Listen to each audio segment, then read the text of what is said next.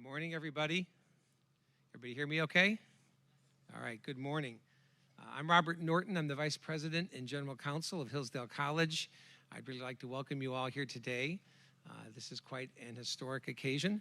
I don't know that there's ever been an actual hearing of the Michigan Supreme Court conducted here on our campus. As many of you know, the college is the second oldest college here in the state of Michigan.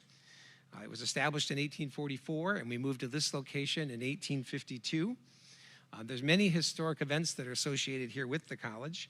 And of course, we have our high school students here today. We want to thank them for being here. We hope this is going to be very informational for you. But as to the college itself, the college has been intertwined both in the nation's history and the state's history.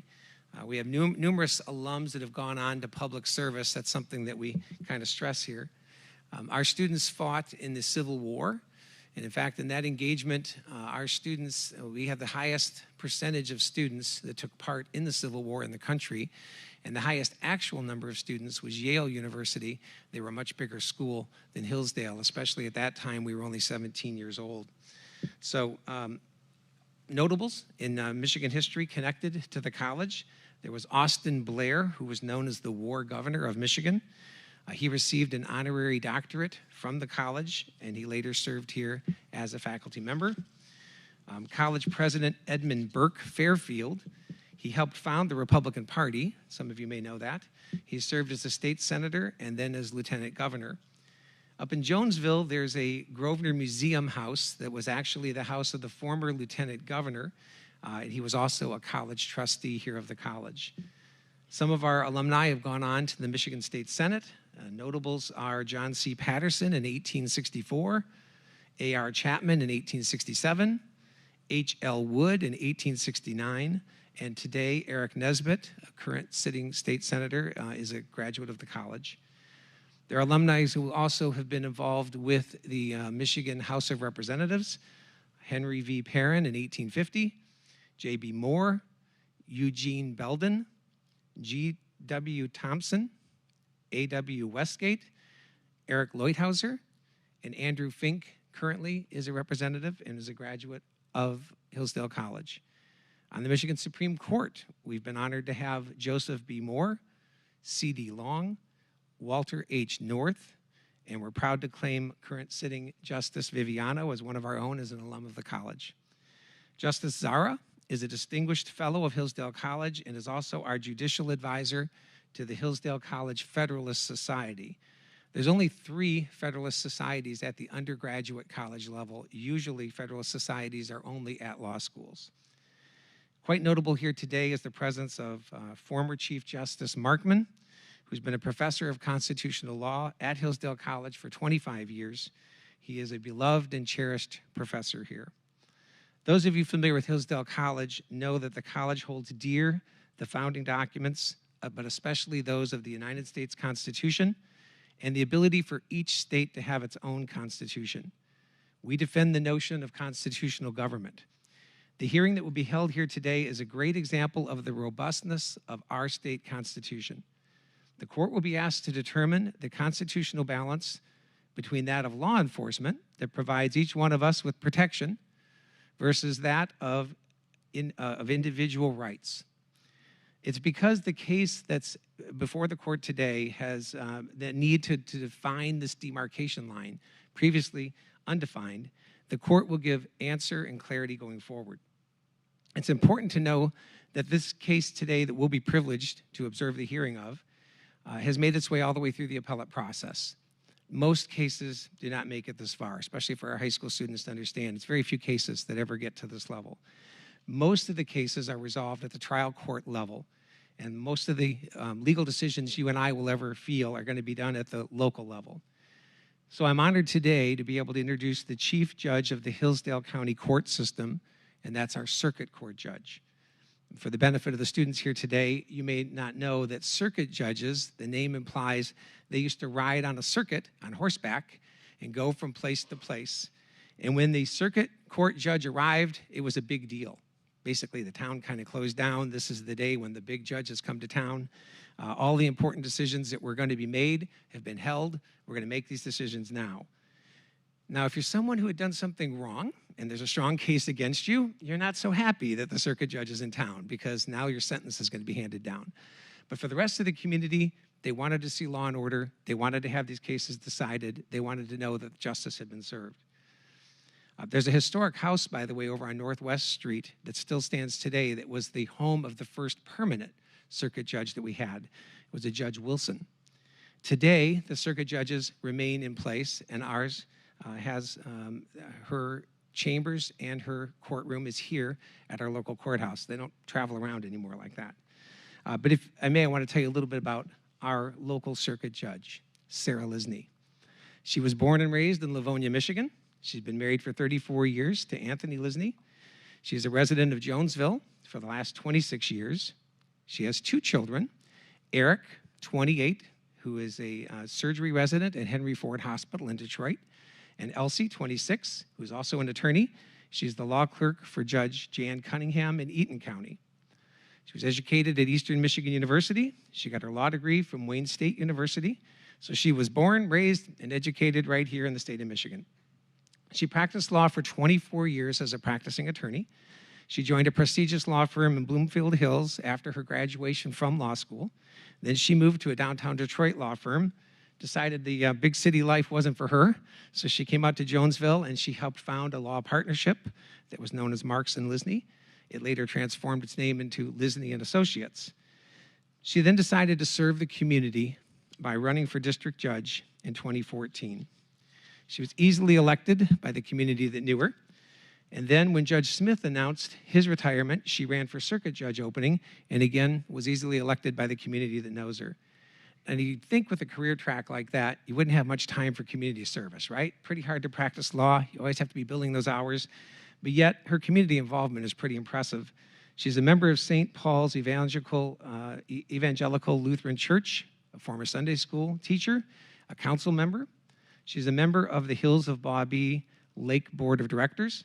She previously served as a member of the Fayette Township Planning Commission, the Headwaters Recreational Authority, Hillsdale County Community Foundation Board of Directors, Jonesville Rotary, where she was a past president, Hillsdale County Exchange Club, Hillsdale County Intermediate School Board of Education, where she was a vice president, the Hospice of Hillsdale County Board of Directors, Student Home Board of Directors. She was even a 4-H parent, a county fair participant, and is a certified master gardener.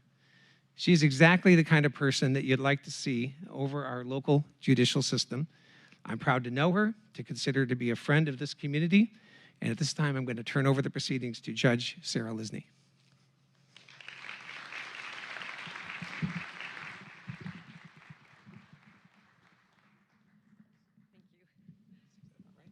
Perfect. I'm not sure I'm certified in keeping it.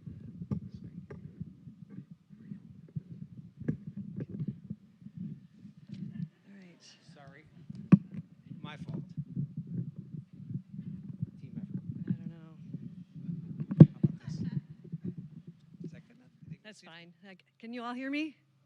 It's unusual for me to have to bend down for a microphone. We were obviously lowering this for my height. Thank you, Bob, for the introduction and kind words. And thank you to Hillsdale College for hosting this important event. On behalf of the Hillsdale County Courts, I wish to welcome each of you to today's oral arguments before the Michigan Supreme Court. I can't tell you how happy it makes me to be able to say those words. How many of you either watched or know about the Tiger game from last Saturday? You all know what happened, right? Our own Miggy got his hit number 3,000, right? As excited as the Detroit Tigers were about that, that's my excitement for today. This is a very special day. As Chief Judge, I was first contacted in the fall of 2019 by the Supreme Court to ask if we were interested in hosting this event. We, of course, said yes. Immediately, Hillsdale College got on board to host the event, and the planning began. My court administrator at the time, Chris Schoenauer, became the court liaison and began working on the many details that go into planning an event like this. It took weeks and months. The event was slated for April of 2020. none of us will forget what happened during the spring of 2020. The event was postponed. It was rescheduled to the fall of 21. It was again postponed. And as with most things, the third time was the charm, and here we are today. In the meantime, however, Ms. Shainauer has retired from service to the county after over 40 years. She agreed to come back for one thing and one thing only, and that was to see this event through. She has done so, and I am grateful for her efforts in making today successful. I'd like to give her a round of applause.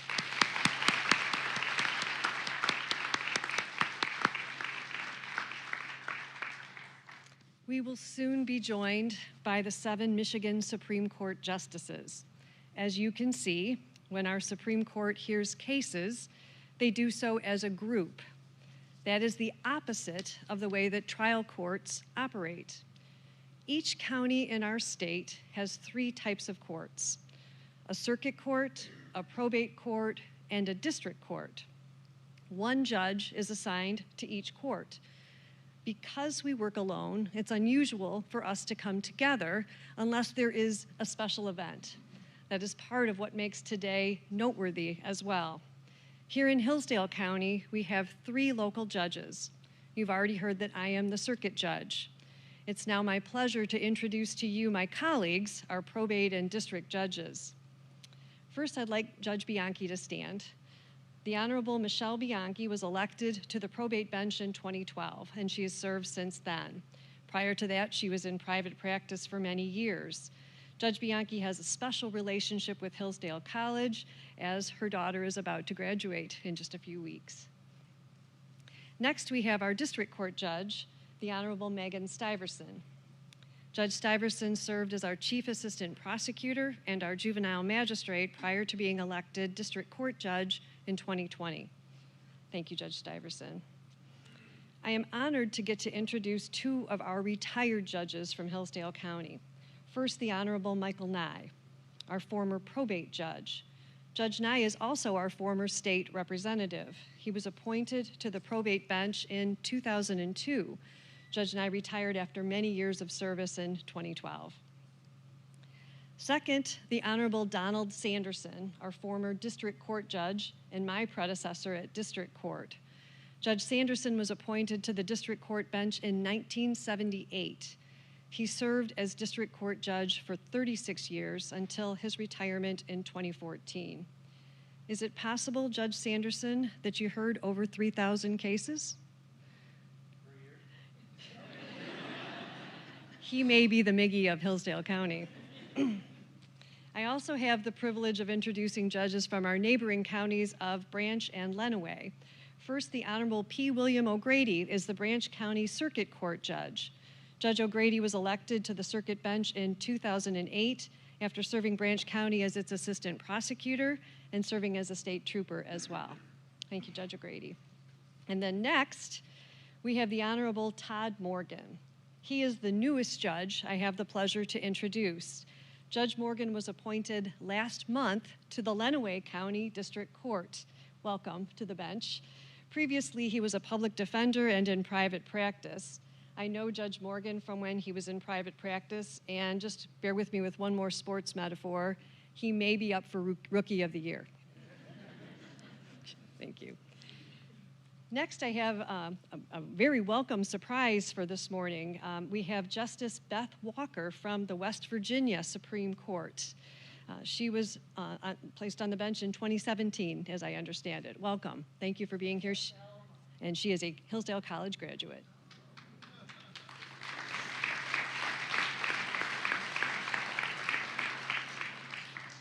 Now, lastly, I'd like to recognize the rest of you. We have local attorneys, we have members of the community, we have other elected officials, we have court personnel, county personnel, we have schools, teachers, and students all here with us today. I believe that each of us, as Michiganders and Americans, must have an understanding of our system of government. I'm thrilled that all of us will not just be reading about what the highest court in Michigan is doing. We will be seeing and hearing it with our own eyes and ears and increasing our knowledge in the process. today we highlight my favorite branch of government, the judicial branch. I'm proud to be here, and I hope you enjoy this. Thank you.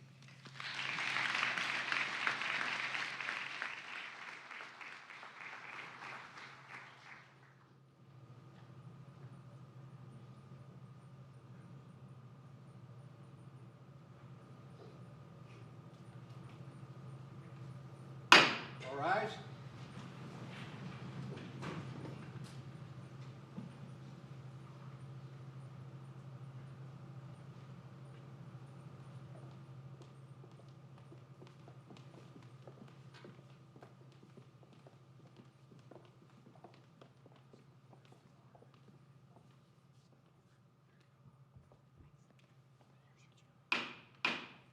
Hear ye, hear ye, the Chief Justice and Justices of the Supreme Court of Michigan. All persons having business before this honorable court are admonished to draw nigh and give their attention, for the court is now sitting. God save the United States, the state of Michigan, and this honorable court.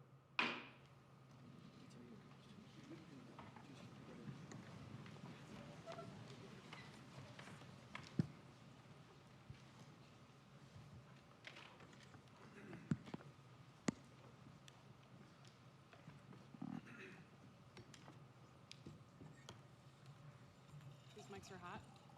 Can you hear me? Can anybody hear me? No, you can't. Now you can. I just have to talk into it a little more. Good morning, everyone. It is really nice to be here. This is exciting for us. It's our first Community Connections program in a couple of years. We meant to be here a few years ago, and we are delighted that this is the first place we've been able to visit since we've been back on the road. I want to thank a few people before I call this morning's case, our hosts, and I want to welcome the students and their teachers. More than 250 students are participating in this historic event today, including the following schools: Will Carleton Academy, Hillsdale High School, Reading High School, Hillsdale Academy, Camden Frontier Schools, Jonesville High School, and Litchfield Community Schools, which is participating virtually. We are very grateful that you all are participating in this event today. We also want to thank the Hillsdale County Bar Association, the attorney mentors, the students, the teachers, and the community members for all your support. We appreciate all your efforts. Without our local partners, this kind of program wouldn't be possible. This is the 26th time the court has done this, and as is the case with all of those previous events, we are very dependent on the local bench and bar for their support, for their cooperation, for their mentorship, and this county has stepped up with flying colors, and we're very grateful. We're also grateful to the Michigan State Police and the Hillsdale College Campus Security Department. And this argument today is also being live streamed, so viewers can watch it from anywhere in the world. So welcome to those of you who are watching versus live stream.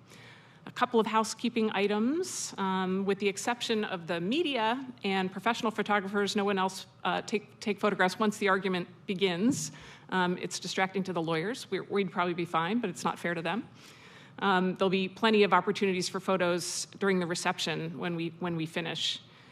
Following oral argument, please stay in the courtroom. You probably already know this, but for the debriefing with the lawyers, which we're grateful to them for doing. And this year we have a very special guest moderator, our own longtime colleague, retired Supreme Court Chief Justice Stephen Markman is going to moderate the post-argument Q&A. He's taught constitutional law here at Hillsdale for nearly 30 years. I'm told he has never missed a class. Those of us here on the stage are just delighted to see him again. It's been a long couple years for all of us in lots of ways, but we have very much missed Chief Justice Markman, and we're happy to have him with us today. Oral argument is a very important part of the decision-making process for an appellate court. It helps us ask the lawyers what we think are the hardest questions in the case. We've done a lot of work getting ready for this, as I know all of you have as well. And usually by this time, we're focused on what we think the hardest questions are, and we know that counsel will be able to help us with those questions. We look forward to all of the learning that happens today. We hope that at the end of this event, we leave you better informed about the rule of law, about the judicial branch, and about its important role in our democracy. So with that, I'm going to call the case that we're going to hear this morning, People versus David Lucinski. This is a 20-minute argument. Mr. Jocgens, that means you may reserve time if it works out that way. But we like you to try and keep track of it. Good morning, Chief Justice. If I may please the court, my name is Bernard Jocgens. I'm here to argue on behalf of David Lucinski. The traffic stop in this matter was invalid pursuant to MCL 257.267B. There was no actual traffic that was present during the stop. Not only that, there was an unreasonable mistake of law that had occurred from Deputy Robinson's stop in this situation. And also in the driveway, this was definitely a seizure. Normal flow of traffic. A person without authority shall not block, obstruct, impede, or otherwise interfere with the normal flow of vehicular, streetcar, or pedestrian traffic upon a public street or a highway. Mr. Lucinski's car was not stationary at the time of contact with Deputy Robinson and the police. And Mr. Lucinski actually moved his vehicle, unblocking of the theoretical impediment at this time of the imaginary traffic. So it brings into the general theme that if it doesn't interfere with the normal flow, then the traffic stop in this circumstance would be a no. Mr. Lucinski was not interfering with the normal flow of traffic on Old State Road, and there is nothing in the statute that prevents two cars from communicating when they're not impeding the normal flow of traffic, which this brings something to, as far as the statute is concerned, a community standard. My apologies. We have to look at things locally because the normal flow of traffic is different everywhere in the United States. And it made me think of when I was driving in here on East Ball Road, that was a road that was very similar to the road of Old State Road where Mr. Lucinski was stopped.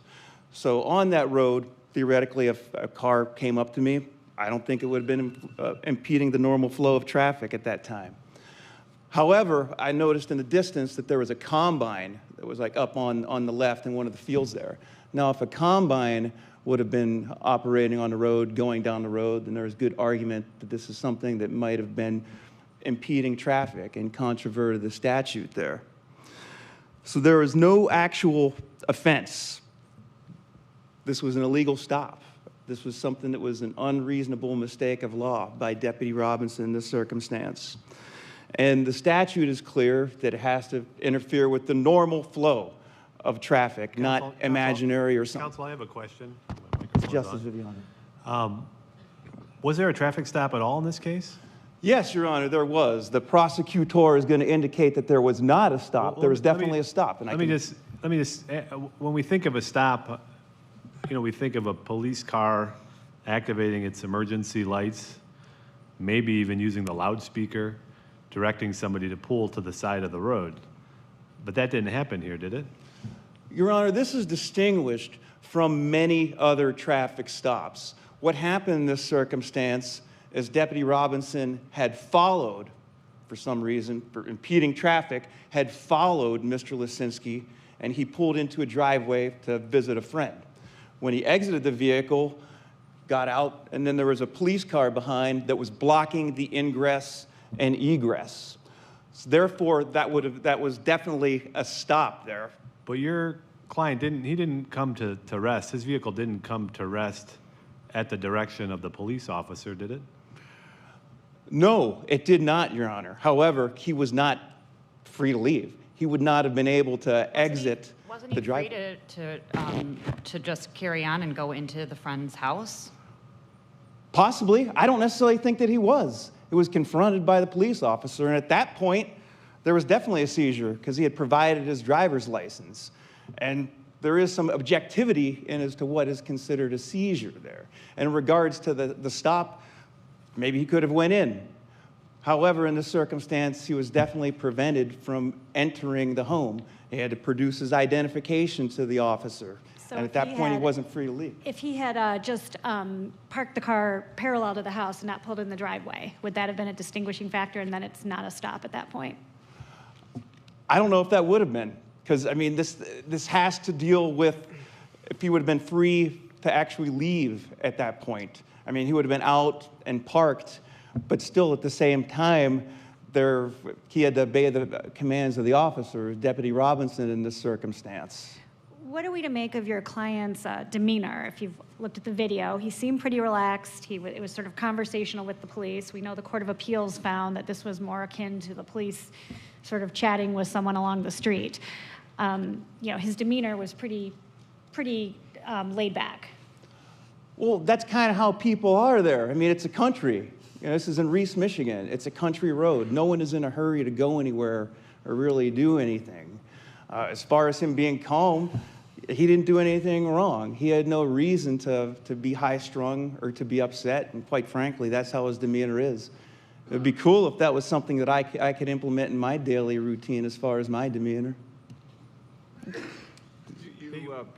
Oh, go ahead. I'm sorry, if we get past the question of whether there's a stop, you say it's not an unreasonable mistake of law. As I understand it, Justice Kagan has suggested that a reasonable mistake of law would be whether a reasonable judge would see it this way. In this case, we have a Michigan Court of Appeals case of People v. Salters. Judge Talbot, O'Connell, and Cooper, 3 judges who sat for many years on the trial court before going to the Court of Appeals and then serving on the Court of Appeals, and these 3 unanimously concluded that this would be impeding traffic.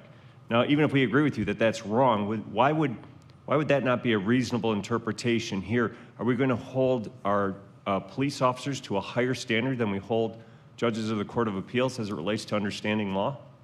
No, but police officers should be held to a little bit higher standard than a normal citizen. The burden shouldn't But wouldn't shift a the normal citizen citizen follow the decision of People v. Salters if they read it? Wouldn't they understand this to be a stop and an impeding of traffic? I appreciate the reference to the unpublished opinion of People v. Salters. I'm familiar with the case, Justice ZAHRA. However, this case is more similar to that of People v. Owen, in which there was an unreasonable mistake of law that was addressed by this court, which I'm pretty sure the court remembers. It has to do with the speed limit that was improperly posted and an unreasonable belief. This mirrors the facts in the Owen case, not the Salters case. In addition to that, in that case, was there a Court of Appeals opinion that agreed with the officer's interpretation of the law? I can't say with a degree of certainty. I don't think there was, and that's why I'm pointing to Salters. Here, there is a Court of Appeals case that would interpret this statute the same way this officer did. So even if it's wrong, would that not be a reasonable mistake of law? No, it's not, because there was no traffic. There was fictitious traffic. The reason for the stop, as indicated unambiguously by Deputy Robinson, was for impeding traffic. And pursuant to the statute, there has to be actual traffic, not theoretical traffic in the future, not something that may occur, not from a combine that's off in a field that's not on the road. It has to actually impede the normal flow. And that's why the most appropriate case to follow is also for that of persuasive authority, and that would be that of the Hannon, Tennessee case, where they dissect 8 different state jurisdictions as far as to what would constitute impeding traffic. So you would disagree with Justice Kagan's standard for how we would find a reasonable mistake of law? I think that my words are being minced there. However, well, I'm trying to understand, where do you see Justice Kagan's position here? I mean, if it's a reasonable judge would interpret the statute that way, don't we have that here in Michigan with the Salters case? A reasonable mistake of law can justify a seizure that's under the 4th Amendment. I'm sure that the court will agree with that. A reasonable mistake of law can justify us under the 4th Amendment, and quite a bit suggesting just the opposite. There's nothing that can be gained from a holding in which it would turn the burden over to the citizen. This is basically passing the buck on to the police being able to use as a sword and shield the Hine case. But counsel, we could agree with you about all of the facts. We could even agree with you about the interpretation of the statute. And there's still this, you might think of it as a legal fiction, that we judge the reasonableness of a police officer's mistake by what direction the police officer might have had about the law before the stop happened, right? And the only direction was the Salter case. I'm not going to sit here and tell you I'm sure that the officer reads every unpublished case of the Court of Appeals, But the way the Supreme Court tells us to think about reasonable mistake of law is to look at that as one of the signaling devices to help us figure out whether it's reasonable or not. Does that make sense? I understand that. However, with the analogy of that case, Chief Justice, I don't agree with the logic there. I don't believe that there is a reasonable mistake of law into this fact pattern. So the answer is the Court of Appeals got it so wrong in Salter that the officer should have known that this was not that there wasn't a valid reason to pull behind your client. In my humble opinion, yes. Okay. I mean, I believe that valid reason had extinguished as soon as the traffic kept going. There was no reason for the officer to follow at that point. Does it matter that the officer, when he pulled your client over or pulled behind him in the driveway, didn't mention anything about the traffic, what happened in the street, and instead mentioned concern about drugs? Well, that's what he indicated. He was concerned. Again, something else that I thought that was fictitious. I find that suspect that none of that was mentioned at all. It didn't appear to be something that resembled anything as far as a reasonable stop. As far as the officer not mentioning that, you know, it's not like he had approached him and said, hey, you know, I'm selling Girl Scout cookies. Would you mind buying some for my daughter here? If the officer would have wanted to do that, more than likely, he would not have been blocking the ingress and egress on Old State Road, so Mr. Lucinski would not be able to leave. This was, you know, was definitely a police confrontation that, you know, wasn't just meant to be a general conversation. The way that the police car was positioned, it was definitely blocking. And I can only imagine what would have happened if Mr. Lucinski would have actually attempted to leave. Then we might have also been here for resisting, obstructing, or something like that. Can we turn to the question of whether this is a seizure? This definitely was a seizure, because part of what determines a seizure is the objectivity in regards to the actual person. And that's not enough. There has to be something that's a little bit more. In this circumstance, there was an officer that was on a driveway on private road, blocking the ingress and egress. Mr. Lucinski was approached by the officer and obeyed the officer's commands. What command did the officer give to your client? He asked for his driver's license. Well, that's a question. That's not a command, right? Well, if he would have like flown him the middle digit or something like that, I'm pretty sure that would have been something else. He was following that direction of the officer, asking for someone's driver's license, or if they have identification. That's definitely a command. It's not optional when you have someone in a uniform that's going to. The cases that deal with seizures talk about, you know, we have fact patterns where a police car turns its lights on, or where an officer commands somebody to stop or to halt. In this situation, it appears as though the officer pulled into the driveway like any ordinary citizen could or would, and asked your client some questions. What facts would you urge us to focus on in terms of why your client felt additional pressure, not just the pressure that any one of us might feel to respond to a police officer? There's always some pressure. The Supreme Court, the United States Supreme Court has recognized that. There's always some baseline of pressure that most people would feel to try to be helpful to a police officer. But the inquiry for us is, what additional pressure was placed on your client? Why do you believe your client felt that he was compelled to stay there and to answer the officer's questions as opposed to continuing into the house? Looking at the totality of the circumstances, my client generally likes to follow the law. He was obeying what was directed from the officer. He was approached, asked for his ID, but in addition to that... Just so we're clear, the officer never told him to stop, correct? That is correct. And the officer never told him he couldn't leave, right?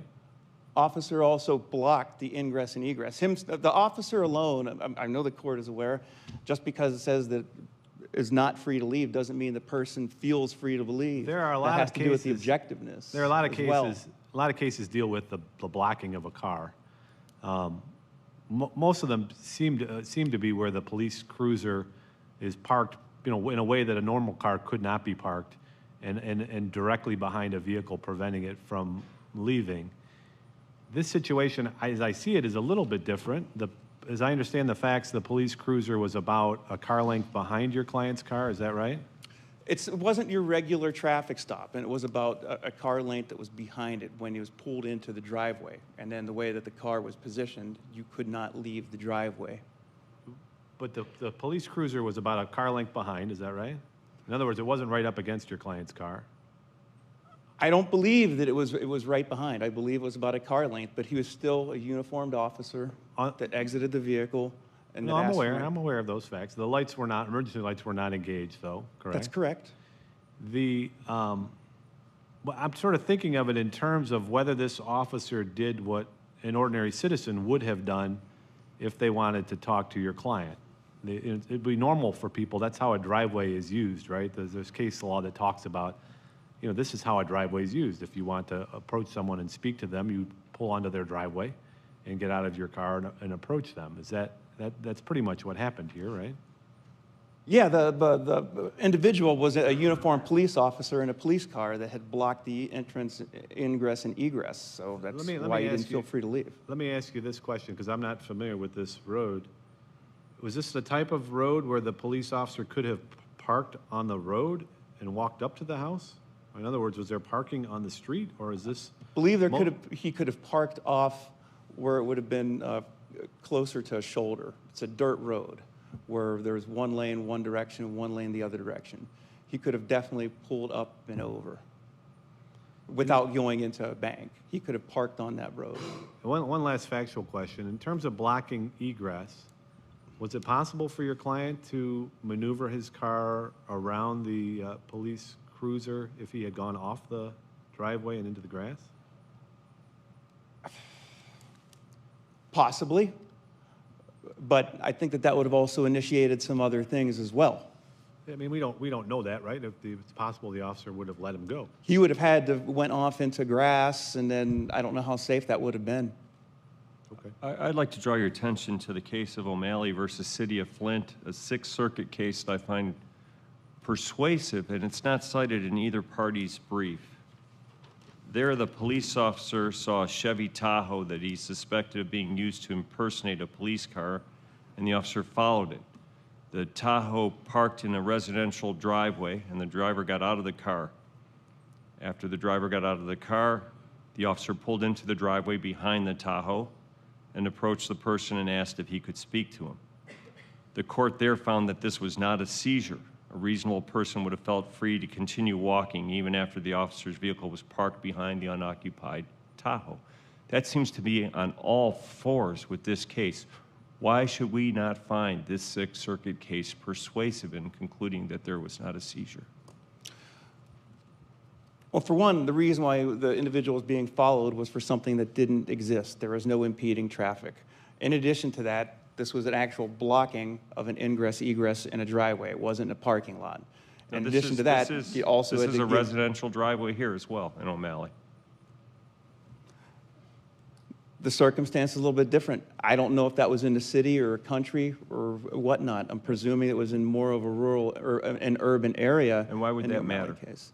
Because of custom, which that goes back down into where we began at this, Justice ZAHRA. As far as where impeding traffic would go, which is why we're here, why this started out, there has to be some sort of interruption of the normal flow of traffic. As far as the seizure is concerned, there's cases that do indicate that it has to be something in additional. It has to be, if a person was blocked in, or if a person had to give his ID. Does that follow up on answer any query that you had? I would like to save a little bit of time for rebuttal if that's possible, but. It's fine with me. You have 59 seconds if you sit down really fast. Counsel.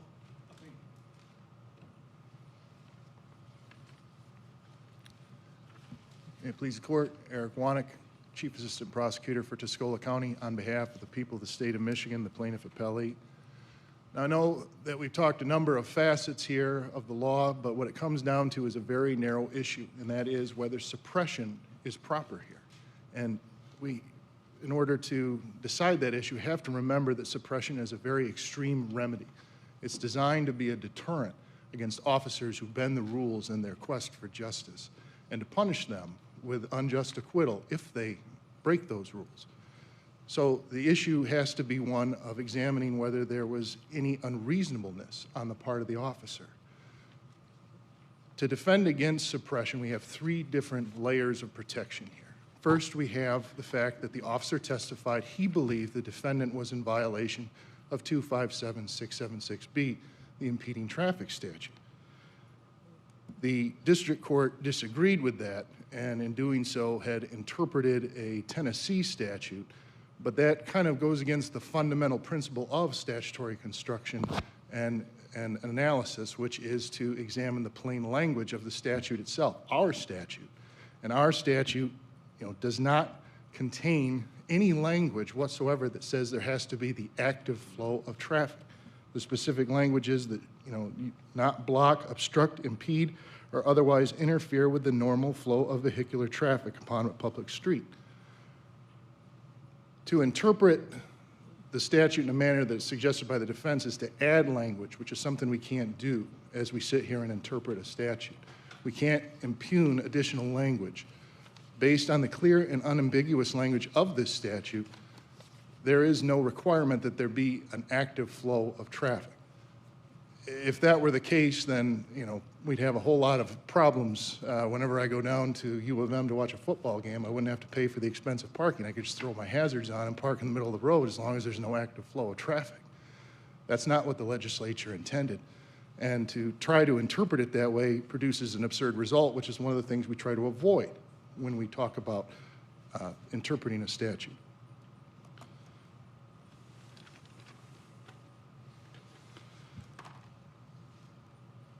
Can one be guilty of an attempt under this statute?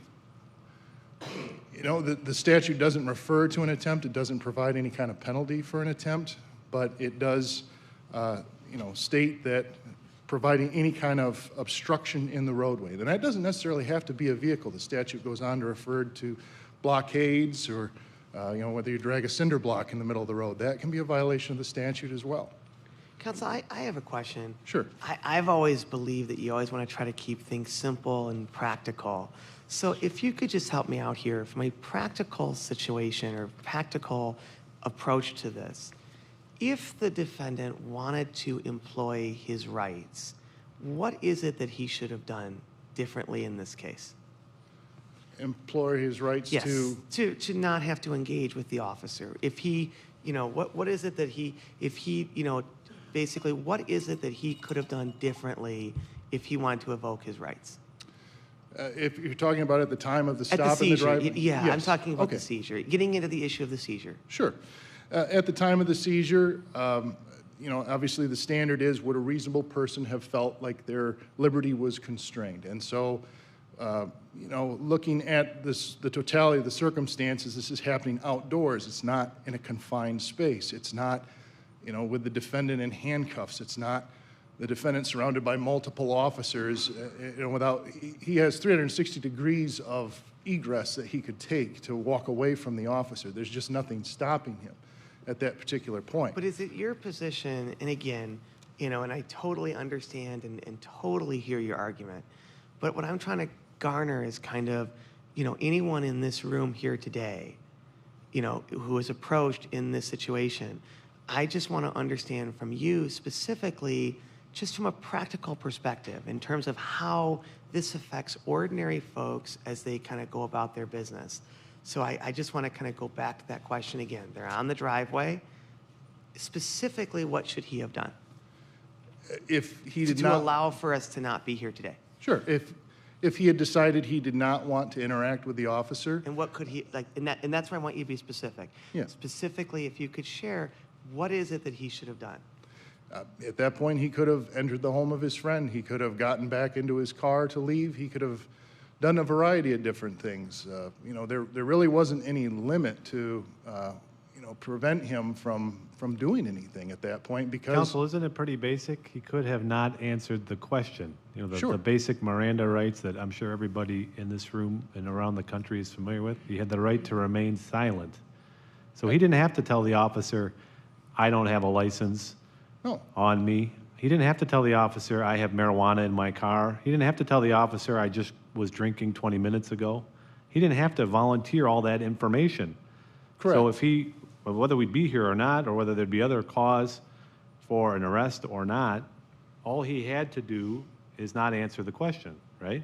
Well, correct. This, you know, and in looking at the totality of the circumstances, it's very clear from the body language and from the interaction between the two, the defendant and the officer, that this isn't any kind of interrogation that's Did the officer occurring. raise his voice? No, not at all. Did he give any commands to stop walking or to stay put? No, it was a congenial interchange in the driveway. Did he have his weapon drawn? Not at all. Were there any other officers present that were surrounding this individual? No, just the sergeant. I asked counsel this, on this country road, if you wanted to visit a friend and speak to him or her, would your normal course be to park on the street or to park on the driveway? I would think park in the driveway. If this is an acquaintance of yours, you would probably feel more than welcome. So the officer here did what any ordinary citizen would do if they wanted to engage another citizen in conversation. Is that right? Correct. He approached him, you know, and it's certainly, again, not an interrogation that's occurring in the driveway. It's a normal conversation, asking him, you know, because the officer is concerned about what he saw on the road. He thought the behavior was unusual, and so he simply made contact to follow up and see if there was a problem. They engaged in a casual exchange, discussing what he was doing, and at some point, the defendant volunteered on his own. Counsel, is it your position, though, that the average person who's joining us here today, if they were in the same situation as the facts have elucidated, would just feel free to basically walk away, walk into a house, drive away? I mean, is that what you, I mean, I guess my perspective is that the people that are here today, if you were to ask them if they feel that they would be able to just simply drive away, walk away, go into a house, is that something that most people feel that they could do? Well, that probably varies from person to person, but the standard is whether a reasonable person would feel Right, and that that's way. exactly. So I would say most people that are with us today would be defined as reasonable. And I guess using that standard, would the people that are here today feel that they could just walk away or drive away? Well, as Justice Viviano mentioned, the law recognizes there's a certain amount of pressure whenever we have contact with police officers, and that doesn't in and of itself create a seizure. But you have to look at the circumstances, again, the totality of the circumstances, whether that reasonable person, what kind of factors, location, for instance, is one of the factors referenced in the case law, you know, as opposed to outside in the open like this case versus Could he have driven away? I'm sorry? Could he have driven away? You know, that I don't know. I mean, there How was would he nothing have- to prevent him. The officer hadn't commanded him to stop or Right, not but how get would back he in the have vehicle. driven away? Like, how would he actually have done that?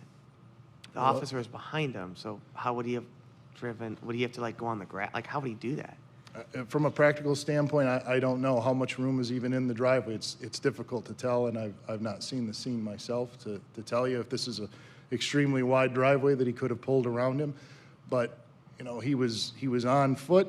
He could have gotten into his car. He could have gone into the house. He could have not answered the questions. This, for all intents and purposes, was just an exchange between two people. And as the law indicates, not every contact with a police officer amounts to a seizure for that reason. The idea is to, you know, discourage, you know, an interrogation tactic versus, you know, precluding all contact between law enforcement and a citizen. Counsel, does it make a difference that it wasn't his house? You know, I mean, I would understand the argument if it's like, I'm not talking to you, I'm going in my house now, but it wasn't even his house. Does that make a difference? It could be one factor, you know, but he's there to visit his friend. I would assume his friend is expecting him and probably was free to walk in. But again, you know, there is a whole lot of, you know, what ifs that could have happened that we never get to that point because the defendant at some point just volunteers on his own that he doesn't have a valid license during the discussion with the officer. And that's when the Fourth Amendment first becomes implicated. Before we move over to the discussion of Salters, I want to go back to the statute and the plain meaning of the statute. And when you talked about your hypothetical, I want to give you a different hypothetical. Sure. As I'm driving to this event in oral arguments today, the Chief Justice calls me and says, you know, where are you at on the road? And I tell her, you know, I'm 20 minutes out. How's traffic? She asks. And I say, I haven't seen a car for the last 20 minutes. Is there traffic? Well, I always say if a stream is empty and I throw a rock into the middle of the empty stream bed, eventually there's going to be water there, and I'm obstructing that flow whether it's active at the time or not. So, and I again, the Salters, as you pointed to, you know, the Salters court agreed with that premise that there's just simply no language that says that there has to be that active flow of traffic. And I know it's not published, it's only persuasive, but it's very persuasive in the sense that it gives some guidance on this exact issue. So, you know, I just don't see that there's any language in that statute, neither did the Salters court. Well, what about Estelle, which was decided after this, after Salters and after this incident? That court did see it differently. Well, true, but again, just looking at the fundamental premise behind statutory interpretation, you know, I think if the legislature had intended, and I think a lot of statutory constructionists would agree, if the legislature had intended there to be the active flow of traffic in order for there to be a violation, they simply could have added that language. Well, let's just get to the language of the statute. I think you'd have a much stronger case if the statute read, shall not block, obstruct, impede pedestrian traffic upon a public street. But it doesn't say that. It says shall not block, obstruct, impede, or otherwise interfere with the normal flow of vehicular or pedestrian traffic on the street. What meaning do we give to the words normal flow of the traffic? Well, that's the question. Does normal flow mean right now, or does it mean in the future? But doesn't it suggest that there's actually some impeding going on? Well, as opposed to impeding or blocking a public street, that's one thing. But when you impede to interrupt the normal flow of traffic, it seems to me the legislature wanted there to be some disruption of the flow of traffic, and there was none here. But it doesn't indicate whether that has to be active now or in the future. Am I obstructing traffic when I block it now, even though there is no traffic now? That flow of traffic will be eventually obstructed. Does normal flow mean now, or does it mean in the future? And that's the question. And I think the language is left general enough that you can certainly interpret it the way the Salters court did. Counsel, here's my question on the language. If the legislature had said a person shall not impede the normal, or excuse me, shall not impede the flow of vehicular traffic, that seems to me all they would have needed to say if they intended to mean the actual flow of traffic or to impede an actual vehicle. Why did they add the word normal? What does that add to the equation? What does that add to the mix? The fact that they said you shall not interfere with the normal or regular or usual flow of traffic. Was that a way of making the scope of the statute broader? I believe so, because normal flow of traffic, normal can vary from one point in the day to the next, whatever road you might be on, you know, whether you're on your way to Hillsdale or you're on your way to Chicago. So, you know, that I believe was left broad enough so that it could, you know, encompass people who deliberately create an impediment and decide I'm going to put a barricade across 2 lanes of a highway, even though there's no traffic right now, because I want to be a jerk and I want to block the flow of traffic. So if you're driving your combine down a country road during a time of the day where the usual flow of traffic is very light, you'd be unlikely to violate this statute. Would that be correct? A correct assumption? Well, If it's not heavily, as long as the vehicle's still moving, I would say you're not violating the I impeded mean, I'm traffic. guessing your deputies in your county don't spend all their time ticketing farmers for driving their farm tractors around, do they? No, they don't. I see them with their typically. big bales of hay up there when I come up to Port Austin. It's part of the cost of doing business in the country, yes. Right. Counsel, if we're going to, like, looking at particular individual words of the statute, what are we to make of the fact that it says by means of a barricade, object, or device, or with his or her person, not specifying a vehicle, which clearly the legislature knew how to do if that's what it was. And then the following sentence talks about persons maintaining, rearranging, or constructing public utility or streetcar facilities in or adjacent to a street or highway. What are we to make of the fact that there is not a specific reference to a vehicle when clearly that could have been specific? I think you suggest that your opposing counsel is adding words to the statute. Why are you not adding vehicle to the statute? Again, they left it broad enough so that it includes anything, not just vehicles. It goes back to what example I gave. If I'm an angry old man and I decide that I think there's too much traffic on my side street, and I decide in the middle of the night to drag 2 cement barricades out in the middle of my road so that traffic Well, can't but continue barricades to are go down the road. specifically mentioned. So True. it doesn't say with anything possible, or right? It says barricades, object, device, his or her person. What if somebody had a cow in the road? Would that qualify as well? Yes, if they just let the animals sit there, they have created a What barricade. What A would the barricade cow doesn't. be? Like I said, a barricade could be a variety of different things. It doesn't have to be a cement barrier. It could be any object that you put in the middle of the road that acts as a barricade. The problem is if we interpret this to mean that you have to have an actual flow of traffic at the time for there to be a violation, is this old man who decides to block off his road because he's angry at all the kids going up and down his road, there's no consequence to him for this. What violation of law has he committed then if he hasn't violated this statute with blocking the flow of traffic just because there isn't any traffic on the road at 2 a.m. when he puts those barricades out? Can you mentioned earlier that the officer, believed the statute was violated and that was reasonable. And we've talked here that there are, there's the Salter opinion, there's other Court of Appeals opinion that interpret it differently.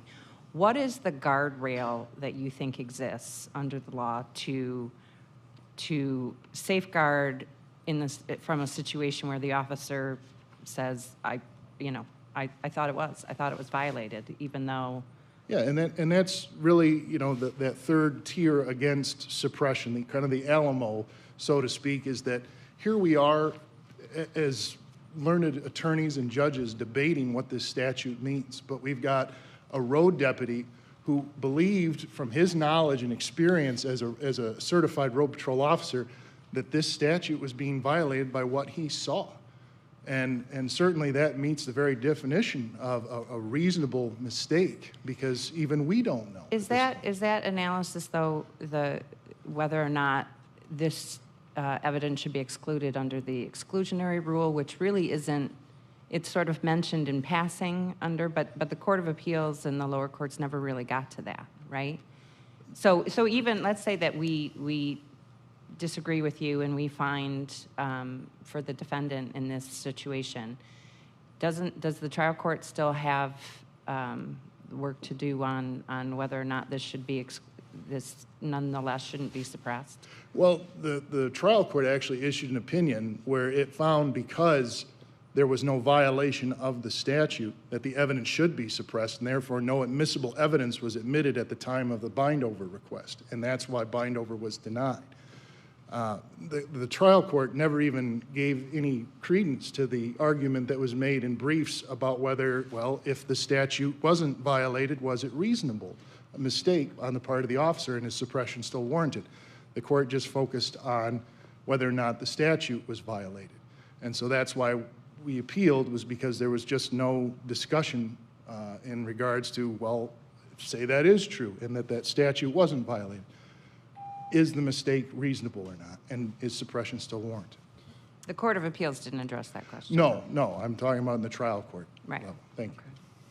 One more question before Sure. I let you sit down.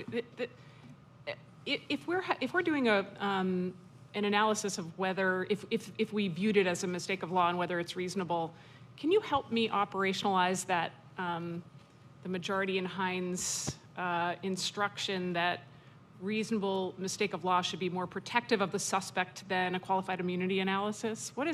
What work does that do in this case, if any?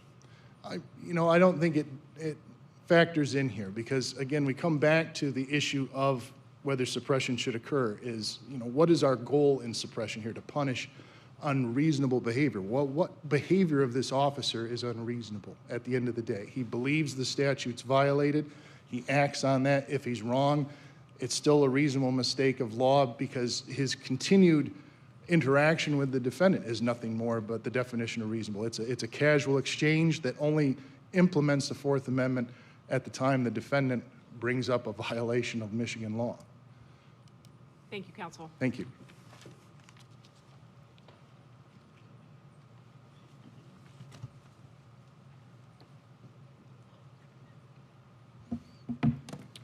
To clarify, Counsel, how do you get around the question as to your client didn't have to speak to the officer or answer questions?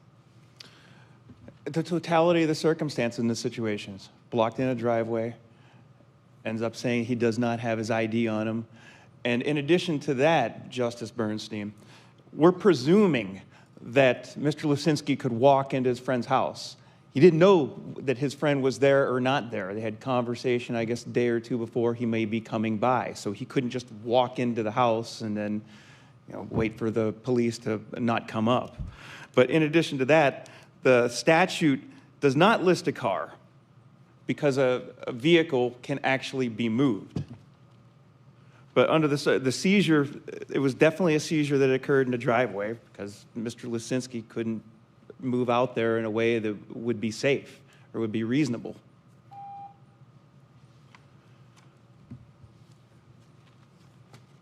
If you had a concluding remark, you may make it. We kept your opposing counsel up a little extra. Yeah, I'm going to reiterate what I have said before, Madam Chief Justice, is if it doesn't interfere with the normal flow, then the traffic stop in this circumstance should be let go. Thank you both. The case will be submitted.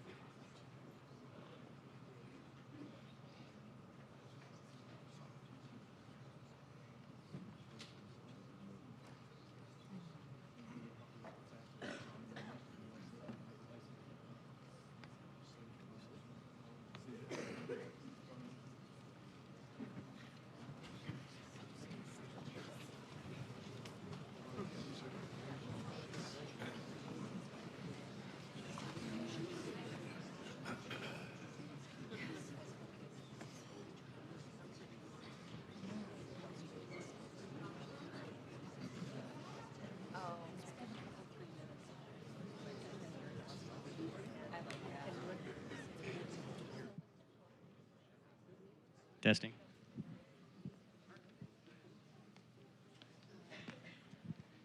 Good morning, everyone. My name is Dan Brubaker. I'm the Chief Commissioner of the Michigan Supreme Court. Normally, I would be doing this kind of next section of the program, which is what we call the student debriefing. But fortunately for you today, we have a very, very special guest who will be taking that over from me. His name will be familiar to some of you. It's Justice Stephen Markman. Justice Markman served as a U.S. attorney.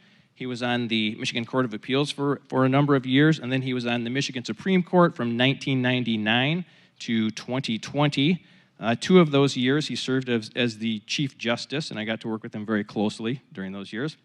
And I know that he's also very proud to be a professor of constitutional law here at your very own Hillsdale. To be honest, I could spend easily spend at least 20 minutes going over listing Justice Markman's amazing accomplishments in his storied legal career, but I'm not going to do that. I did want to mention, for instance, though, that one thing that I Googled him in order to prepare for this. One thing that really impressed me, you may not know that he helped draft the Constitution of the Ukraine, and he is currently working on it through a European Union commission, working with the Chief Justice of the Supreme Court of the Ukraine to establish an independent judiciary in that country. So just a couple of little things I would mention. I'm not going to go on because the longer I went on, the more he would probably get embarrassed and eventually just pull me off the stage, and I don't want that to happen. But I think that's a testament to the kind of person he is. So without further ado, I would like to bring you the debriefer for today, Justice Stephen Markman.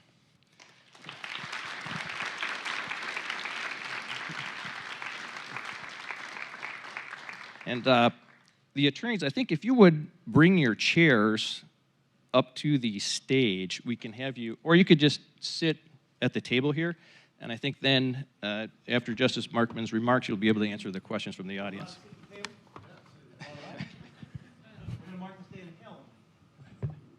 Thank you. Hello, can you hear me well? Thank you. Thank you very much for the introduction, Dan. Dan Brubaker is the Chief Commissioner, once again, of the Michigan Supreme Court. He's been that for many years, and he is quite likely the most knowledgeable person about Michigan law of anybody in the state of Michigan, and of course an expert on the cases that are appearing before this court. The 7 justices who were here a few moments ago are now presumably conferencing about the one case that they've heard this morning. They're discussing it and their attitudes about the case, and probably questions they asked and questions they might have asked and questions they should have asked, but they're doing so in order to ascertain what their initial perspectives are on this case and whether, for example, there's a majority position that's been established among the 7 justices, and whether there's also a majority for a particular analysis in favor of whatever result there might be a majority on. In other words, whether they're inclined to affirm the Court of Appeals, to sustain what the Court of Appeals has done, which is in favor of the prosecutor in this case, or whether they want to reverse what the Court of Appeals has done and thereby act in favor of the defendant in this case. But they have a variety of other options they might undertake as well, including simply saying we shouldn't have heard this case, so we're going to end our participation and let the Court of Appeals judgment be sustained, or we want to hear more arguments, or we want more information from the advocates in this case. They have a wide variety of options that they can undertake here. Therefore, an order could be issued within a matter of days, or a thorough opinion could be issued, but not until after several months have elapsed. It's anybody's guess right now, but the court presumably is discussing the options that are available to it. As you know, what you've heard this morning is part of the Supreme Court's once or twice a year visit to a location outside of Lansing, typically to an educational institution as they're doing today, where the appellate part of the judicial process can be presented to students. The trial part of the legal process, I think, is much more evident and familiar to most people because they see TV and film presentations, but the appellate process is something that's a lot more hidden. The appellate process is, of course, in a nutshell, that there is a trial before a single judge, a circuit judge, a probate judge, a district judge, and the losing party in that process generally has an entitlement to a right to an appeal to try to correct what he or she or it views as the mistakes that took place at the trial process. And that appeal to try to correct the alleged errors would take place before a court of appeals, where you no longer have one trial judge, but you have 3 appellate judges, and the loser at that stage of the process does not have a right to an appeal, but they have an opportunity to an appeal before the Supreme Court, which is the highest court of the state of Michigan. Almost every case that the Michigan Supreme Court hears, including the one that they've heard this morning, is at their discretion. There's no entitlement, by and large, to an appeal before the Michigan Supreme Court. I know that the court would extend its appreciation to everyone here at Hillsdale for their efforts in facilitating this argument, as well as to the 2 attorneys who've consented to allow this case to be heard in a very unorthodox setting before the students here at Hillsdale. So now we're going to have about 20 or 25 minutes for questions before we head to the reception. And during that time, I will call on you and hope that you have some questions for the 2 attorneys in this case. Before we do that, though, I'd like to ask one introductory question of Prosecutor Winink and Counsel Jochum. And it's a fairly obvious question, but I think it's an important threshold question. And that is, why, in your opinion, among the 200 or so appeals that are filed from all 83 counties around Michigan each month, did the court exercise its discretion in this case? In other words, why was this case among the 2 or 3% of all the cases that are appealed to the Michigan Supreme Court that drew a full oral argument of the sort that you saw this morning? Why this case? If I could ask the prosecutor, first of all. Well, thank you, Justice. As a prosecutor, we're dealing primarily with criminal law, and criminal law focuses on the 4th, 5th, and 6th Amendments to the U.S. and Michigan Constitutions. This particular case is ripe with all kinds of issues with regards to the 4th Amendment, and it has to do with statutory interpretation, which is a fundamental part of what lawyers do. The legislature drafts the law for us. Then it's up to us as attorneys to interpret that to fit the particular situation. And so when we were talking about statutory construction, we were talking about rules that guide us as attorneys and as judges to try to interpret what the legislature intended when they used that specific language. And so you have just a litany of different areas that this case covered. There were 3 main focuses of today's arguments. And one had to do with the statutory interpretation, the other had to do with the 4th Amendment, and the other had to do with whether or not we as ordinary citizens, our interactions with law enforcement in the community, and what limitations are there? At what point do we become the subject of a criminal case? At what point do we shift from an ordinary contact between 2 citizens to one between a law enforcement member and a suspect? So I think that was one of the reasons why this case was selected, because there were just so many different aspects related to the 4th Amendment and to whether the evidence in this case should have been suppressed or not. Let me ask Defense Counsel Jochum the same question, please. Thank you, Justice Markman. I believe that Eric hit a lot of things right on point. And from my aspect as a defender, there's not much more sacred than our constitutional rights, in particular the 4th, the 5th, and 6th Amendment, that you're not entitled to unreasonable searches and seizures, that you have a right to remain silent, and that you have your right to counsel. And in this circumstance, I mean, we could have probably had I mean, maybe this is going to be an exam question. This would be a great con law question. This would be a great criminal procedure question that you could probably have a whole entire bar exam in different areas and just have them under different aspects. I totally believe that. And when I came across this, I'm like, okay, is this stop good? I'm like, I don't think this stop is right. And then talking to Eric when we were going through this thing, well, I don't think there was a stop. I don't think there was a seizure. And I'm like, wow, these are a lot of things that were going on, and case law that was undefined,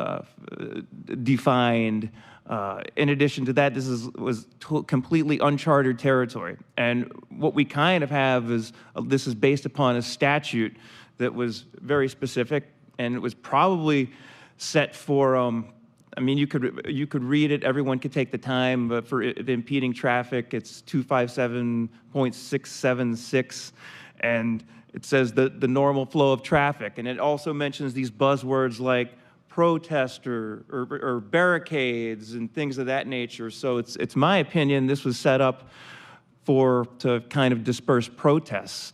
But this whole thing, this was just so many issues between the Fourth, the Fifth, and the Sixth Amendment that needed to be answered that I'm being honest, I thought that this was one out of the gate, and I think that Eric and I actually said that this is probably something that's going to be decided at a much higher court. And I really thought that these issues were, the legal term would be ripe and also very important. It affects everyone in this room, because, you know, at the end of the day, you can't just take the Constitution and pick the parts that you like. Okay, could I ask the students who'd like to ask a question to please come to one of the microphones here and direct your question as appropriate. And we'll ask typically that each of our two counsel respond, but we'd ask them to do so with relative concision so that we can get as many questions in as possible. Would somebody like to move to one of the microphones? Why don't you please move to the microphone? We can't hear you. And others who'd like to line up, please don't hesitate to do it at the other microphone. Hello. I wanted to ask a question to clarify some of the case itself. Is that okay? I'm a little confused about. I wanted to know what the defendant was actually doing that caused the officer to drive into the driveway and try to stop him, and what was counted as an actual impeding traffic, because that was something that was. Please be brief again in responding so we don't re-argue the entire case in the next few minutes. We could do this all day. Giving a lawyer the floor can be dangerous. It was never said. No, the case started with the officer who was on patrol, and he came across the defendant who was sitting in the middle of the road in his vehicle, sitting driver's side to driver's side with a vehicle facing in the opposite direction. It was two gentlemen just having a conversation in the middle of the road. But as he was coming up, you know, they created they blocked that entire road. He wasn't able to get around. But as he approached, they saw that he was a patrol car, and they eventually moved, and he pulled into a driveway just down the road. Makes more sense. Counsel? Oh, that's not an inaccurate representation as to what went down, but there was no traffic. My guy, I'll say my guy, I don't like to use the term client, you know, my guy, my person, wasn't doing anything. There was fictitious traffic, so, you know, that it ended up getting a charge out of that, DUI charge. So, thank you for the question. Thank you. Now, we have a number of judges here from Hillsdale and surrounding counties, and understand again that every one of the cases the Michigan Supreme Court hears is initiated at the trial court level. And the one thing that's true about almost every case heard by every trial court judge in this state is that there's a winner and a loser. We wish everyone could be a winner, but it just doesn't typically work out that way. And remember, once again, the loser has a right to appeal to the Michigan Court of Appeals, in which there are 3 judges, but regrettably, there's also a loser at that stage of the process and a winner. And the loser has the opportunity to seek an appeal before the Michigan Supreme Court. Please. So I have 2 questions. You said that the officer came up and observed them while they were stopped, and you say that that's the violation of the law. Why didn't he stop them then rather than following him all the way? Even though they moved away, he observed them violating the law. So why didn't he turn on his lights and stop them there rather than waiting till he was parked? It's a great question. Yeah. You're going first, Eric. Well, what had happened was the officer was coming down this road, and he observed this, and before he got to them, they had moved on. and separated, because I think they saw that there was a patrol car coming. And then he moved just, not very far down the road and into this driveway of his friend. So, the officer really didn't have a chance to, throw on the overhead lights and run the sirens or anything like that. But the officer, what he was doing was what we call in our line of work a community caretaker function, which is, just making sure everything's okay. Sometimes officers have interactions with citizens because they see something that's peculiar. Maybe he was having car trouble or there was, some other issue. So he made contact with him. He didn't effectuate a stop, so to speak, because he didn't turn on his lights. He didn't, come out with his gun drawn or anything like that. He basically was checking on him to see what was going on. And then as they were talking, that's when things kind of went south for the defendant. There was a reason why the emergency lights weren't on when my guy and the other car were next to each other. Because they weren't interrupting the normal flow of traffic. There was no reason to turn on the emergency lights. So that's why that didn't go down. And as I do agree with some of the things that Eric had mentioned, yes, there's a community caretaker, unofficial provision in every county, and Tuscola County is very zealous. They're very serious about that. But at the same time, that doesn't mean that we should be chipping away against our rights, the Fourth, the Fifth, and Sixth Amendment, in which, sadly, in my humble opinion, the set of facts seems to do. Can we please move on to another question? We're going to have a lot of questions here, I think. Go on, please. So I understand that it's the defense's position that there was a seizure as soon as the police car pulled into the driveway. But, I mean, my question, I guess, would be to the prosecution. Do you agree with that portrayal of it? Was it an investigative stop? Was it a seizure? Was it just a conversation? And what's the delineation between those different things? Sure. Well, the Fourth Amendment comes into play when there is, in effect, a seizure. And until that time that the defendant mentions to the officer during this 5-minute conversation they had leading up to it that he didn't have a valid license. Well, the officer knew he had just seen him driving. So at that point, the officer has what's called probable cause to detain him for a violation of the law for driving without a valid license. That's the first time a seizure could take place. That's the first time any violation of the law that would require him to seize the defendant occurs. Before that, there's really nothing much going on. I mean, yes, technically he violated the statute for impeding traffic, which is a citation only, but at that point he doesn't have to issue that citation. His inquiry is, what's going on? Is there a problem that I should be aware of? Counsel. That's a good-looking suit, man. It is. You look better than a lot of the attorneys that come into a lot of the courthouses I go into. And the pocket square is cool, too. Thank you. So you're asking about the seizure in the driveway. Well, again, my adversary, my colleague, has his version. The way I see is a little bit different. Mr. Lucinski didn't feel that he was free to leave. It's not just one thing. And we had all these hypotheticals where it could go into a house, he could have just walked away, he could have gotten his car and laid a gummy and driven away too, but didn't do that. So it's a series of things. Is the vehicle blocking in this circumstance, and then giving the invalid driver's license. And at that point, he could have been placed under arrest and as a seizure, and that would have been. And there's ways that you can search a vehicle, incident to lawful arrest, with the inventory policies, which every law enforcement agency, generally, they're supposed to have.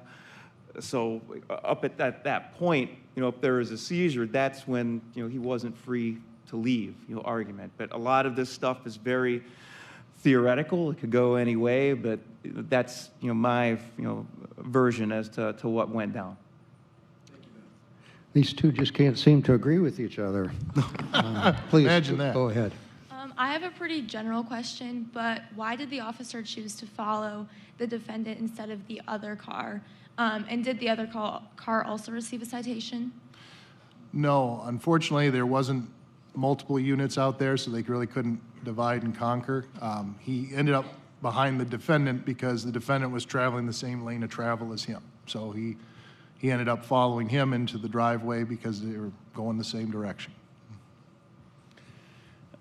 Well, there was a reason why I didn't pull over the other car, because it would not have been so easy to turn around, just like on the dirt road that's here. I want to say it's East Carr, but you go one lane, one direction, one in the other direction. So I can't think for Deputy Robinson, but from my deductive logic, well, I'll just continue to follow this car and see what happens. And I believe that that's what went down, because there would have been a reason for the stop, then the lights would have went on. Thank you for the question. I'd just like to emphasize that this case is going to be resolved in all likelihood on the basis, as it should be, of what the statute says here. So make sure that each of you take a close look at the statute here to try to figure out the extent to which it's applicable to the present circumstances and what precisely its language means or doesn't mean. In the end, as all the judges here know, the results of this case, the rule of law, is determined not by us looking into our own individual consciences, but looking to the law that guides the issue that's in dispute. Please. Could the officer be considered traffic? You want to answer that one first, Derek? The officer, when he pulls him over? He's driving down the road. Oh, yes. And Oh, he yes, sees- yes. Well, yes, arguably he could be considered traffic, yes. He is a car that is trying to pass through that particular area, and he did testify that he would have been unable to get around this vehicle until it moved. So the empty riverbed has water in it. Yeah, Yes. Apparently. And here's the funny thing now, mentioning that as to why the stop had or had not occurred.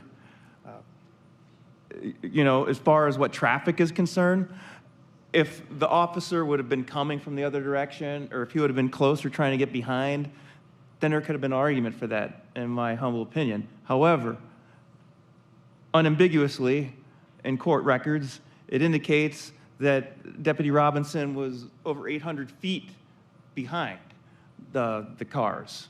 So there was no traffic to be impeded. Thank you for the question. Thank you. Thank you. Thank you. Yes, sir. Why did you specifically take this case for both? As the prosecutor, we charge violations of Michigan law, and ultimately what was discovered after the seizure took place and the defendant admitted he didn't have a valid license is there was further discussion that resulted in him admitting that he had used marijuana recently, he'd been drinking recently, and so then the officer engaged in further investigation there in the driveway as to whether he was able to drive legally at the time. And then ultimately his blood was drawn after arrest and confirmed that he would have been under the influence. So that's why we charged the violation of the statute under the Motor Vehicle Code. And I'll tell you why I got involved. This was an appointed case. My practice is appointed work and it's retained work, and I think that that's important, and that's not something I'm ready to get rid of. And procedurally, this got suppressed in district court, and then it was affirmed in circuit. And then I remember after the hearing, I'm not using your exact words, but you'd indicated that you're appealing this because you don't think this is good policy. So Eric had won in the Court of Appeals, and I have this theory, and I encourage all the students to use this when making important decisions. If it's something that you remember in the middle of a hard workout a good 2-3 times, then it's something that's important that you should roll with. And this bugged the heck out of me on a long run and a couple workouts, so I just couldn't let it go. So I'm not. Ma'am. What is the role that you see the court is playing, or does play, or in your opinion should play in legislative intent? Like we saw that the statute, a lot of the justices were questioning that. I believe the actual language was like a barricade, object, person, or device, and there was pushback that it didn't specify a vehicle, and then the prosecution was saying it could be included. What is the role that the court is supposed to play in saying this is what the legislative intended, or this is what they should have said, but this needs to be addressed on the lawmaking level, not the judiciary level? Sure. You know, as I mentioned during the argument, the fundamental rule of interpreting a statute is to just simply read that language and read it in a common sense manner and do your best to try to understand what that intent was based on that language. The court is not allowed to add language because that's called legislating from the bench. So they have that separation of powers that you all learn about in school with regards to judicial and executive and legislative. So one can't interfere with the other. So that's one of the roles of the bench in the judicial, is to use what it's been given and not add to that, to determine, well, what did the legislature intend to accomplish here when they created this statute? There's a way that you could find out some of this information, though. As far as like what I'm asking for in my posture, I'm not asking for anything to be, I'm asking for the statute to be interpreted the way that it was written. However, I have theories as to why it was written that I indicated in my argument. And since you mentioned legislative intent, which is a buzzword to me, that you actually care and you actually want to know what's going on, and maybe you'll even be a future lawyer. So there's a case that in Connecticut where they debunked their possession of marijuana law, and they did it because it was based upon racism. And the only way that they found that is they had to go back into the old microfiches into like the 40s and 50s. So that's the type of thing that legislative intent would be more if you're trying to like really go after something constitutionality. In this circumstance, I think it was to debunk protests and gatherings that might have been considered unruly. And a lot of times, you know, people are just written the ticket for it because it's under the motor vehicle code, because that's what we're supposed to protect, the public at large in motor vehicles. Thank you. Thank you for being here. I have a question for Mr. Wanek. You referred to a Tennessee law in your argument, and I was wondering why that applied, given this was a Michigan statute. Sure. Well, it was at the lower court level, the judge, we had what was called a preliminary hearing. That's the first stage in a felony prosecution, where we have to establish probable cause that the crime's committed and that the defendant committed it. You have to present legally admissible evidence at this hearing. And the judge ruled that our evidence was not legally admissible because he felt that the statute should not have been construed in the way that I was suggesting. And in order to get there, to interpret it as he did, he focused on a Tennessee statute in a case that interpreted a Tennessee law. Now, in reviewing that Tennessee law, it actually refers to slow-moving vehicles causing an impediment. In other words, driving too slow on a highway. Michigan has its own equivalent of that. That's basic speed law, it's called. And so, you know, my position is that it was more akin to that statute than our impeding traffic, which has to do with stationary objects being in the middle of the road. And but the fundamental tenets that I was arguing to the bench here today of statutory construction is you have to interpret the language of our statute, not incorporate an interpretation of a Tennessee law. And in looking at our language from our statute, I think it can only be read one way. So, yeah, the funny thing about the Tennessee case, the Hannah case, which Judge Bitzer was very thorough, and the Tennessee court was very thorough in reaching their opinion because they dissected 8 different statutes, and then they talk about their language, and then that was mirrored as well in the opinion, and that was mirrored in some of the briefs that were filed with the pertinent courts. So in that circumstance, you know, that's not something you would call persuasive argument, and it was, I think that it's appropriate to look at it in this circumstance because it's not asking for anything to be added. It was doing it out of analogy, parallel, and it was pretty thorough. Thank you for the question. Just for those of you who don't know, could I ask to counsel here to just very, very concisely explain what the exclusionary rule is and what the good faith exception to the exclusionary rule is? It means defenders always get ganked around. and why those concepts are relevant to this case. Yeah.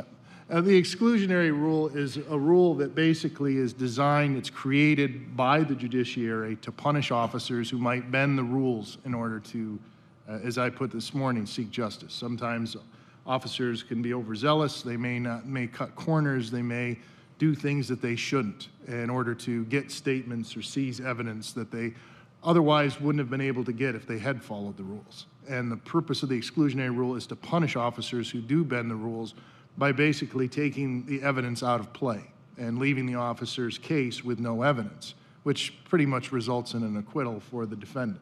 So it's a very heavy-handed remedy, though. It's designed to punish officers who very clearly violated the law in order to obtain the evidence or obtain a statement from a defendant.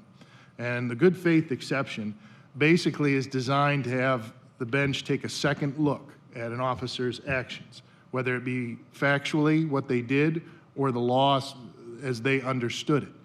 And if the officer acted in a certain way or based on an interpretation of the law that he felt said a certain or should be read a certain way, even if it turns out he's mistaken after the fact, his actions are still reasonable. They aren't unreasonable. He wasn't trying to cut corners. He wasn't trying to break rules. It just turns out he was wrong. And the law basically says, under that good faith, is that we don't penalize officers who just make mistakes. We penalize officers who knowingly break the rules. And so exclusion of the evidence doesn't occur when the mistake is reasonable. The exclusionary rule, this would come from, I believe it came into play from, it was under Justice Scalia. And it's something that does protect law enforcement in many ways. And there's nothing that's more sobering than having a full-blown evidentiary hearing, addressing a Fourth Amendment issue, and then having a judge say, yes, this was a violation. However, you know, this was good faith, so we're not suppressing it.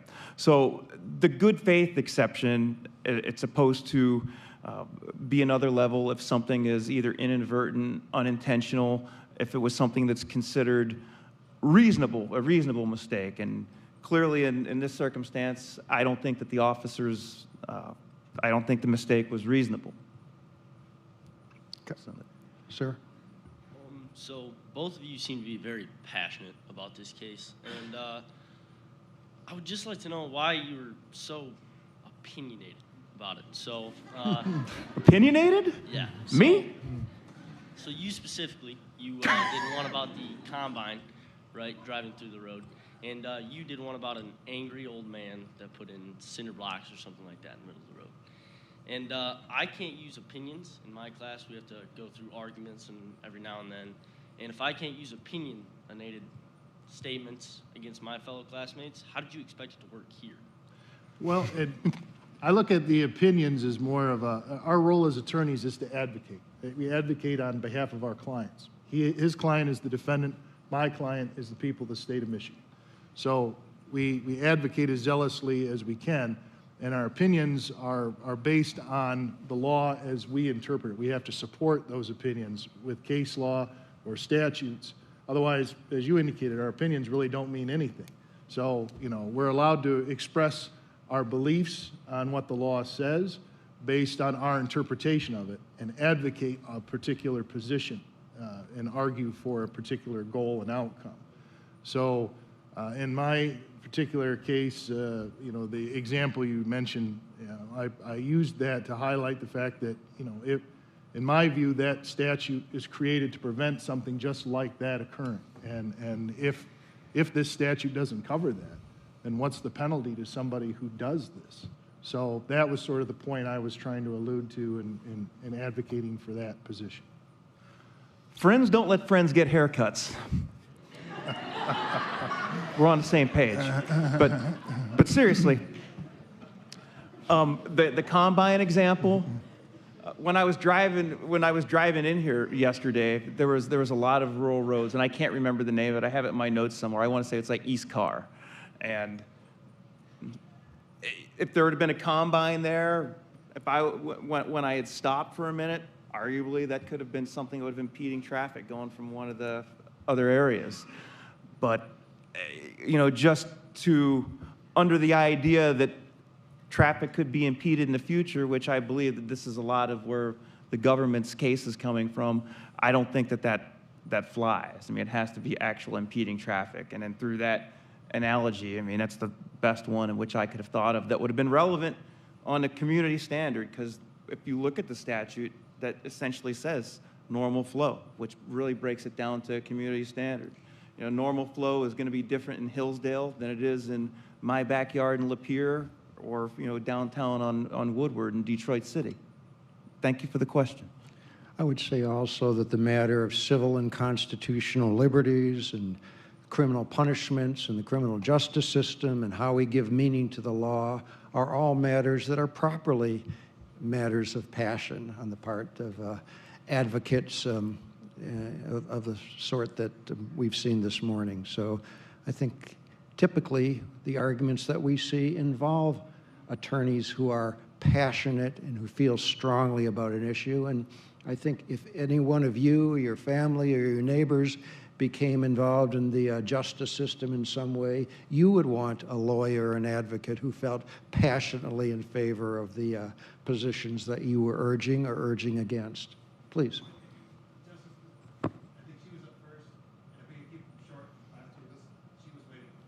Okay, well, I was going to call on her, but you want me to call on her first, right? Thank you. Okay, go on, please. Okay, so there were really good points made. I definitely saw both sides really well. But I was caught on a little point Justice Bernstein had made. He brought up like the pressure felt by most citizens when talking to a uniformed officer. I do see and understand where that would come from. However, wouldn't he, your client or your guy, as a reasonable person, feel pressure if anybody had pulled in behind him and asked him like if they could ask him a couple questions? I completely understand. We all check ourselves, like when we're driving, we see a cop car, we're like, how fast am I going? Am I buckled? Like we all do that. But specifically when the police are involved, we have more rights, like not to speak to them or to like keep to ourselves or not say anything, with the rights to remain silent outlined in the Miranda rights. My question was more of, I wonder how you can think an officer without lights or sirens or whatnot, how do you think that affected him more in the case as opposed to like any other person? It could have been a friend of his or just a random stranger who happened to be driving behind him. Okay. Sure. And it is different, you know, as the justice has alluded to, having contact with the police automatically heightens anybody's, you know, perceptions of, you know, this is important. And it is different than an ordinary citizen. But in the end, until, you know, you're in violation of the law, an officer has no right to seize you. So any interaction he has with you is nothing more than a congenial interaction, no different than any citizen, even if he is wearing a badge and a uniform. So the defendant in that case, I know you mentioned Miranda rights. Miranda rights come into play with an interrogation. Once someone is identified as a suspect and they are questioned in that capacity, then your Miranda rights come into play. But just walking up to an ordinary citizen on the street, that's not an interrogation. That's just a simple interaction. It could be investigatory questioning, such as, you know, is there a problem? Did your car break down? You know, why were you guys just sitting there in the middle of the road? He has a right to ask those questions just like anybody else. That's a good question. So this goes to reasonable person standard, you know, just the average person, average human being. Would that person have felt free to leave? I would have felt uncomfortable if I would have pulled into someone's driveway and there had been a police car behind me, regardless if the emergency lights were on or not. And then if a policeman, woman, would have confronted me, I would have more than likely engaged. And I've been practicing law for a couple minutes. And if I felt that way a little way, and if I felt nervous the way that you do, and you follow the law, then you can only imagine in that circumstance. And you had another part of your question too. There was another part of your question that you had as well. It was just like about like the pressure that one would feel, as in like if he had been able to pull out, would you feel more pressured to go in the grass if it was an officer as opposed to anyone else that had pulled out? It wouldn't have been a natural movement, and you know, I think that would have been, it would have been difficult, and that's part of the reason why he didn't feel free to leave. And then, as Mr. Wanek had said before, Miranda doesn't kick in until it's a custodial interrogation, which a good chunk of the time a person is arrested. However, there's also about 11 factors that go along with that I know that Justice Marcus has seen numerous times over his long career, and that Mr. Wanek has seen as well. There's literally like 11 factors. It's not just one thing. Thank you for the Let's question. do our last question now. Please try to do it as briefly as we can. I will, thank you.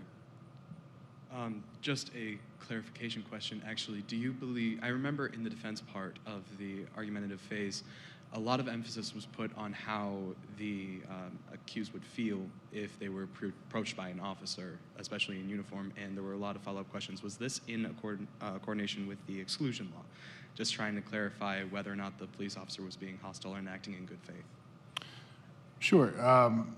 You know, like we argued, just the simple interaction with the officer didn't amount to a seizure, and you know, the exclusionary rule applies if the seizure is unlawful. So the whole issue we were arguing today is at what point does that seizure take place? And you know, our position that we advocated today was that the seizure takes place when the defendant first mentions 5 minutes into the conversation, oh yeah, I don't have a valid license, and he just volunteers that information. That is when the Fourth Amendment will come into play. That is when you determine whether that seizure, if the officer placed him under arrest at that point, whether that was a lawful seizure. Because then, if it is, any evidence he gains after that fact would not be subject to exclusion because it was a lawful seizure. But if it was unlawful, you know, then any evidence that comes about as a result of a unlawful seizure, that gets excluded. It's pretty much from the unlawful seizure to the end of the case, no matter how much evidence has been seized, it could all be tossed out. It's what's called the fruit of the poisonous tree. That may be a term you've heard, but it's a legal concept that basically says from the moment that violation of the law occurs on the part of the officer, any work he did from that moment on, sorry, none of that evidence comes in. So really it comes down to, because most of our evidence in this case was seized or collected after that statement is made. And then through further discussion, he not only finds he's suspended, but he finds that, you know, he can smell marijuana on him, he can smell alcohol on him. So then he starts questioning him, well, have you had anything to drink today? Have you used any marijuana? If so, how long ago? And I think he said he'd been fishing a few minutes before that and consumed out on the ice, which I get it. I mean, you know, fishing can be boring, you know, but in any event, so, but all that evidence, including the blood that's drawn from him, you know, from that moment on, could be subject to suppression if that moment in time is determined to be unlawful. Mr. Yoakum? I'll be very brief. Exclusionary rule, that's an accurate representation of it. And the old case, which we all go back to, it's called Wong Sung, the fruit of the poisonous tree. So if something was unreasonable in this, as our SCOTUS, our Supreme Court has held, then that should be suppressed. And then that would not meet the good faith exception. The good faith exception is supposed to protect, you know, reasonable police work where there's a reasonable mistake. And my argument is seizure occurred when the officer pulled into the driveway behind him. And then anything after that should be suppressed. Thank you for the question. Thank you all for your participation today. I thank both counsel for their insights. I hope this has been an instructive experience, and I hope it'll be further instructive as we proceed to the reception, because I know the justices and the counsel here will be more than glad to discuss some of these matters with you further. But you do need to understand, of course, that the justices are not going to be able to share their deepest views on this case right now. They'll have to speak to those later on. But in terms of the procedures and what you've witnessed today, I hope you will engage them, and I'm sure they'll be appreciative of the opportunity to respond. So thank you once again. Thank you to Hillsdale for your hospitality today. Thank you. Thank you.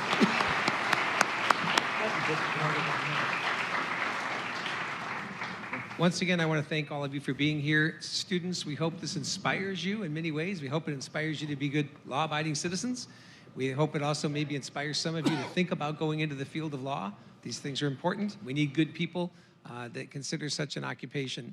Next, we have a reception. Hillsdale College has been kind enough to provide a reception for the students. It's going to be out here. And then some of the people in the room have been invited to a special luncheon. You're going to go up the stairs and check in at that table. So thank you. I hope you enjoy the rest of your day.